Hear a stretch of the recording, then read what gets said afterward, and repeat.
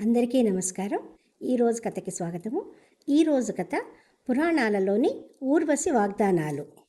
ఒకరికి మాట ఇవ్వడము అనేది మరియు మాట నిలబెట్టుకోవడంలో ఎటువంటి కష్టాలు ఉంటాయి అనే విషయాలు మరియు మాట నిలబెట్టుకోలేని పరిస్థితులలో పరిణామాలు ఎంత తీవ్రంగా ఉంటాయో కూడా పురాణ కథలు మనకు తెలియచేస్తాయి.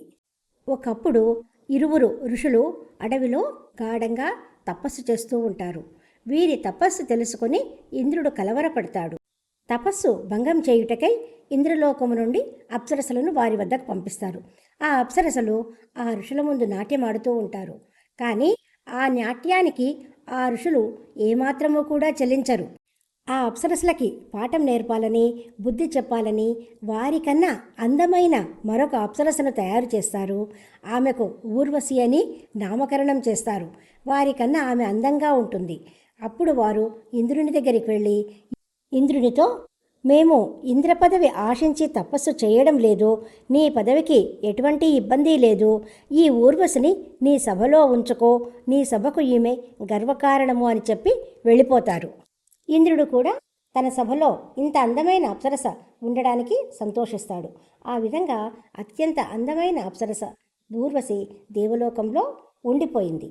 కొన్ని సంవత్సరాల తర్వాత ప్రసిద్ధి చెందిన ప్రయాగరాజు పురూరవుడు బ్రహ్మదేవుణ్ణి మెప్పించి తపస్సు చేశాడు. దానికి బహుమానంగా ఆయన భూలోకానికి రాజు కాబడ్డాడు. పురూరవుడు ఇతర స్వర్గలోకాలలోని గంధర్వ రాజ్యంలో ఊర్వశిని కలిసినప్పుడు ఆమెను ఇష్టపడతాడు. అందాల రాశి అప్సరస, నన్ను వివాహం చేసుకుంటావా అని ఊర్వశిని అడుగుతాడు. అలాగే చేసుకుంటాను, కానీ నాకు 3 షరతులు ఉన్నాయి, అవి నీవు ఒప్పుకోగలుగుతావా అని అడుగుతుంది. ఏమి ఆ షరతులు అని పురూరవుడు అడుగుతాడు. మొదటి షరతు, ఆమె కొన్ని నిర్దిష్టమైన ఆహార పదార్థాలను మాత్రమే తీసుకుంటాను, అవే కావాలి అని అంటుంది. రెండవ షరతు, తన పెంపుడు గొర్రెలను రక్షించాలి, వాటిని కాపాడాలి అని అడుగుతుంది. మూడవది, ఎల్లప్పుడూ మంచి దుస్తులలో ఉండాలి అని. ఈ విధంగా 3 షరతులను పురూరవుడికి చెబుతుంది. అందులకు పురూరవుడు అంగీకరిస్తాడు. వారి వివాహం జరుగుతుంది.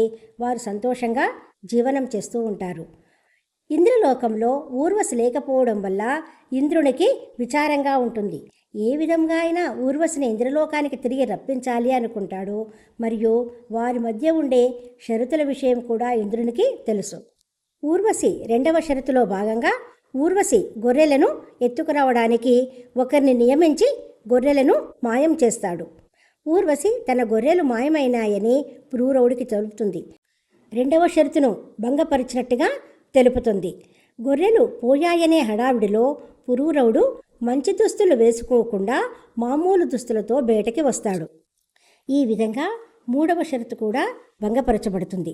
అప్పుడు ఊర్వశి పురూరవునితో, నా 2 షరతులు భంగపరచబడ్డాయి, నేను ఇచ్చట ఉండను, నీవు మాట నిలబెట్టుకోలేదు కాబట్టి నేను మళ్ళీ తిరిగి దేవలోకానికి వెళ్ళిపోతాను అంటుంది.